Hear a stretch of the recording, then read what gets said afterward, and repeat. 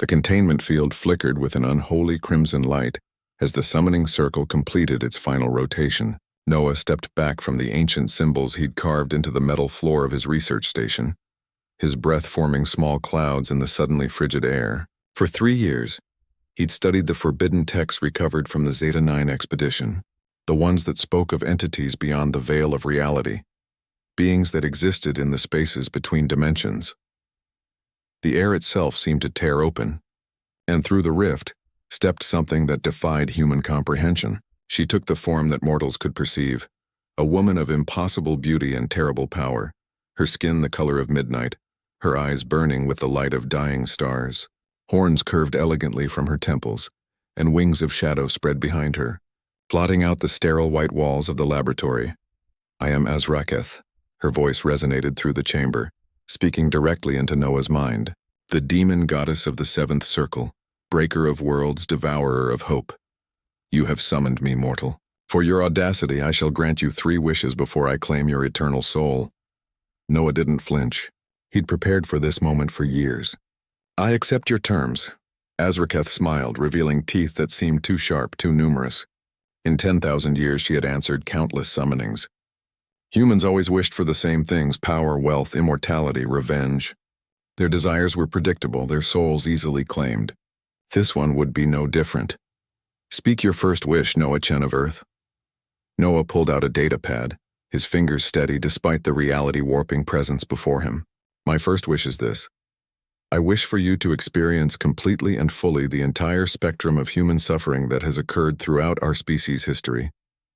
Every pain, every loss, every moment of despair, I want you to feel it all as we have felt it."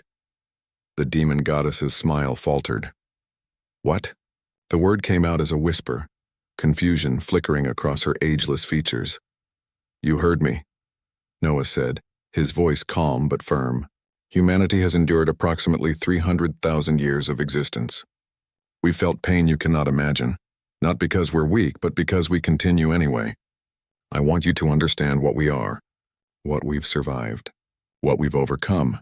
Azraketh laughed, a sound like shattering glass. "Foolish mortal. You waste your wish on—" The laughter died in her throat. It hit her all at once, the crushing weight of human suffering across millennia. The mother in ancient Mesopotamia watching her child die of fever, powerless to help. The soldier in the trenches of World War I, drowning in mud and blood. The slave enduring the lash, holding on to hope against hope. The refugee fleeing genocide, carrying everything they owned. The cancer patient saying goodbye to their family. The child orphaned by violence, by disease, by cruelty, both human and natural. Every heartbreak, every loss, every moment of grinding poverty, every instant of soul-crushing grief, every second of physical agony. Billions of humans, each with their own capacity for suffering, each enduring and persisting and surviving. But it wasn't just the pain. It was the context. The terrible, beautiful context. The mother who lost her child, who mourned, and then found the strength to care for other children. The soldier who witnessed the worst of humanity and still chose compassion. The slave who never stopped believing in freedom. The refugee who rebuilt their life from nothing. The cancer patient who spent their final days ensuring their loved ones would be okay. The orphan who grew up to help other orphan children. Azraketh fell to her knees, her cosmic power flickering like a candle in the wind. She experienced not just humanity's capacity for suffering, but their incomprehensible resilience, their ability to stare into the abyss and say, "Not today." Their defiant insistence on hope in the face of hopelessness, on love in the face of hate, on creation in the face of destruction. For the first time in her eternal existence, the demon goddess wept. Noah watched as tears of liquid starlight fell from her eyes, each one containing galaxies of understanding. He'd studied her kind extensively. Demons fed on suffering, yes, but they had never experienced it. They were parasites, observers, consumers, but they had never been the consumed. "How?" Azraketh's voice was broken, raw. "How do you endure this? How have you not been destroyed by it?" "Because we have no choice," Noah said quietly, "and because we have each other. Every human who has ever lived carried this burden. We share it, generation to generation. We pass down not just our pain, but our strength, our stories, our love. That's what makes us human." The demon goddess looked up at him, and for the first time he saw something other than predatory hunger in those cosmic eyes. He saw understanding, wonder, and perhaps fear. "Your second wish," she whispered. "Speak it."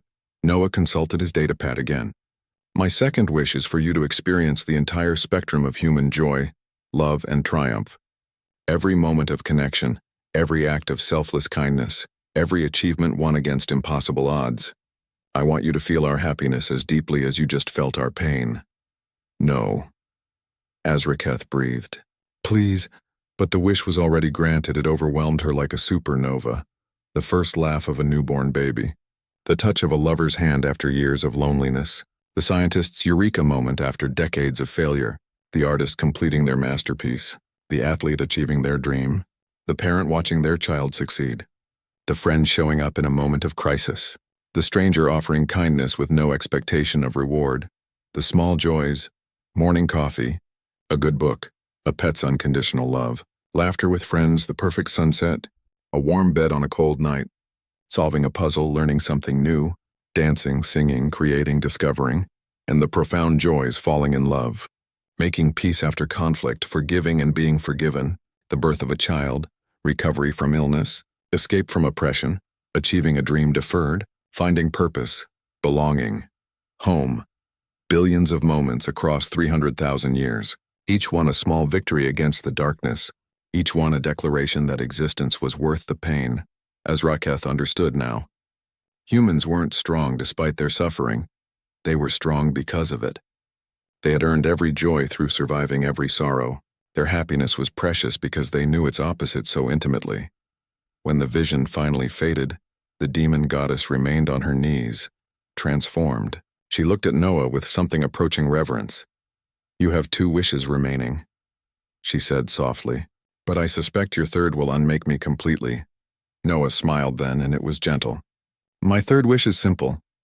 I wish for you to return to your realm and share what you've learned with your kind. Tell them what humanity truly is. And I wish for you to remember this, always. Whenever you encounter a human soul." The containment field dissolved. Azraketh stood, her power somehow diminished and amplified at once. She looked at Noah for a long moment. "You have not claimed power, wealth, or glory," she said. "You have weaponized your own humanity against me. In all my eons, no being has ever defeated me so thoroughly." "I didn't defeat you," Noah replied. "I just helped you understand us. Maybe now your kind will think twice before seeing us as prey." Azraketh nodded slowly. "You asked what makes humans special. I know now. You are the only species in all the cosmos that transforms suffering into strength, pain into purpose, and death into meaning. You are terrifying, Noah Chen, and magnificent." With that, she vanished, the rift sealing behind her. Noah collapsed into his chair, exhausted. Somewhere in the depths of the 7th circle, a demon goddess was changing, and perhaps, through her, an entire dimension would come to understand the one truth that humans had always known. Survival isn't enough. Humans don't just endure, they thrive. And that was the most powerful magic of all.